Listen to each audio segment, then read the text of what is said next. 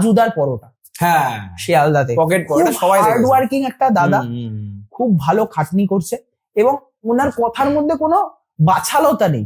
উনি যে ভাইরাল হয়েছে ওনার কোয়ালিটিতে ভাইরাল হয়েছে, খাবারের কোয়ালিটিতে। 3টে পরোটা 20 টাকায় বিক্রি করছে, লোকে সেটা ভিড় করে খাচ্ছে, তেল ছাড়া পরোটা, দ্যাটস ইট। সেটাই। এইবারে এই রাজুদাই যদি পরোটা নিয়ে নোংরামি শুরু করে, যেমন ফোন পে পরোটা, একদিকে রাজুদা একদিকে ফোন পে পরোটা, তুমি দুজনকে দেখো। রাজুদা পরোটা বিক্রি করছে, ফোন পে পরোটা হঠাৎ করে বলে বসলো রাজু কাজু বলে একটা কথা বলে বসলো। মানে সে সহ্য করতে পারছে না রাজুদা, আর সে কিন্তু তাকে বাঘাযতীন, সেদিক কিন্তু তাকে শিয়ালদা, দুটো কিন্তু একদম আলাদা জায়গা। কিন্তু তাও এই তার নাকি 400 কোটি ফেস ভ্যালু। সারা পৃথিবীতে কত লোক আছে ওকে জিজ্ঞাসা করলে বলতে পারবে 400 কোটি ফেস ভ্যালু? আর সারা পৃথিবীতে কি সবাই বাংলা বলে? না, সারা পৃথিবীতে অত ফালতু সময় আছে লোকের যে ফোন পে পরোটার নোংরা ভিডিও দেখে। 400 কোটি লোক বাংলাই জানে না। তুমি একটা রিসেন্টলি কেস দেখবে, ওই গড়িয়াতে যে পাটুলিতে যে ফুড একটা হাব আছে, সেখানে লিটারালি ওনাকে ধরে ক্ষমা চাইয়েছিল। উনি ওখানকার খাবারকে, ওনার স্বভাব হচ্ছে উনি যেখানেই যাবে সেখানকার খাবারটাকে যদি ফ্রিতে প্রোভাইড করে। আমি তোমাকে একটা ডার্ক সিক্রেট বলছি এবার। আমার এটা খুব চেনাশোনা দোকান আছে, চুমুকে চমক, কলকাতায় ফার্স্ট রসগোল্লা চা তারাই প্রোভাইড করেছিল।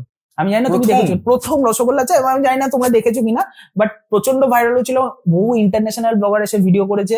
কত রসগোল্লা চা, এটা মোটামুটি ধরে নাও তাও 3 বছর আগের কথা বলছি। এখন তারা খুব পপুলার, কলকাতাতে অলমোস্ট 7 to 8 কি 10টা তাদের আউটলেটস। রসগোল্লার কথা বলছো? রসগোল্লা চা, এক্স্যাক্টলি রসগোল্লা চা, চায়ের মধ্যে রসগোল্লা, চায়ের মধ্যে রসগোল্লা ভালো লাগে, দুর্দান্ত খেতে। যারা খায়নি তারা বলবে রসগোল্লা চা কি রস, এমনি মিষ্টি, কিন্তু যারা খেয়েছে লিটারালি তারা অ্যাপ্রিসিয়েট করেছে, সিরিয়াসলি রসগোল্লা চা খুব ভালো খেতে। তো সেই দোকানে গিয়ে ফোন পে পরোটা, আরেকজন ওর সঙ্গে ব্লগার থেকে, ওর পেটেন্ট সবসময়, মানে ওকে ছাড়া ও যায় না, ওকে ছাড়া। তো ওরা গিয়ে ওই চুমুকে চমকে ফ্রিতে মানে প্রথমে বলে আমাকে একটা কোল্ড কফি, মানে ফোন পে পরোটার দোকান যে আর একটা ব্লগার, ফোন পে পরোটার যে দোকান, সে দোকানদারি বাদ দিয়ে ব্লগারদের সঙ্গে ঘুরে বেড়ায়, কারণ তার 400 কোটি ফেস ভ্যালু, আর যে দেখায় তাকে তারও 400 কোটি ফেস ভ্যালু দেওয়ার জন্য। তো সে গিয়ে দোকানে বলছে যে এরকম আমার কোল্ড কফি লাগবে আর স্যান্ডউইচ লাগবে, আমি তো পয়সা দিতে পারবো না। তখন মানে বেসিক্যালি চমকা চমকার ওনার ছিলেন না, যারা ছিলেন স্টাফ ছিলেন, তারা জিজ্ঞাসা করছে দেখুন এরকম তো হয় না, আমাদের পয়সাটা পে করেই খেতে হবে। তখন দাদা এসছে, দাদা বলছে আমাকে চিনতে পারছেন না, আমি ফোন পে পরোটা ডিজে অরুণ। এইভাবে ঠিক মানে এমন ভাবে বলবে আমি ফোন পে পরোটা ডিজে। আমি হয়তো কোনো দোকানে ফুড ব্লগার হয়ে গিয়ে এই ফ্রিতে এখনো পর্যন্ত অ্যাপ্রোচ করতে পারিনি, দাদা আমাকে খাবারটা ফ্রি করে দেবে। এখনো পর্যন্ত লিটারালি বলছি, মানে বিশ্বাস অবিশ্বাস মানুষের মনের ব্যাপার, আমি এখনো পর্যন্ত নিজে থেকে কোনো দোকানে গিয়ে বলিনি দাদা আমাকে খাবারটা ফ্রি করে। নিজেরই খারাপ লাগে, নিজেরই তো খারাপ লাগবে, যেখানে নিজে থেকে আমাকে চিনে কেউ যদি সেটা আতিথেয়তা করলো, দ্যাটস ইট। বাট আমি নিজে থেকে কোনো খেতে বললে সেটা আলাদা বিষয়। হ্যাঁ, আমি দিতে পারবো না, আমি তো এখন ভাইরাল, 400 কোটি ফেস ভ্যালু আমার। মানে দোকানদারটা লিটারালি পরের দিন আমাকে বলছে, অমিত দা দোকানদারের নাম, আমাকে লিটারালি পরের দিন বলছে যে এই ঘটনা ঘটেছে।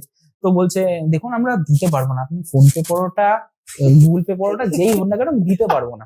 আর পক্ষে সব বলছে তাহলে কিন্তু আমি আপনার খাবারটা নিয়ে বদনাম করে দেবো। আপনি করুন, এরা ওপেনলি বলছে এক্স্যাক্টলি এই ওয়ার্ড গুলি। এবার তুমি ভাবো সে খাবারটা নিল, লিটারালি এক সিট দিয়ে পুরোটা খেতে গিয়ে লাস্টের সিটটা একটুখানি বাকি রেখে ফেলে দিয়ে বললো ইস এটা কোল্ড কফি, 60 টাকার কোল্ড কফি এর থেকে ভালো খেতে, এইসব বললো ওনার সামনে দাঁড়িয়ে, উনি দেখছে দাঁড়িয়ে, ঠিক আছে। এবার তুমি ভাবো ওই ফুড ব্লগার আর ওই দোকানদার মিলে একটা দোকানে গিয়ে এইরকম পার্সপেক্টিভ তৈরি করলো। এবার ওই দোকানে গিয়ে আমি ধরো ব্লগ করতে গেলাম, তখন সে তো অটোমেটিক্যালি এও ফুড ব্লগার, একেও ফ্রিতে খাবার দিতে হবে, নালে তখন বললো না ব্লগ হবে না, সরি চলে যাও। আমার আর কিছু বলার নেই, ব্লক করা যাবে না, আর উপরে আর কোনো কথা নেই, আমার কিছু করার নেই। এইটুকুর জন্য পুরো ইন্ডাস্ট্রি খারাপ।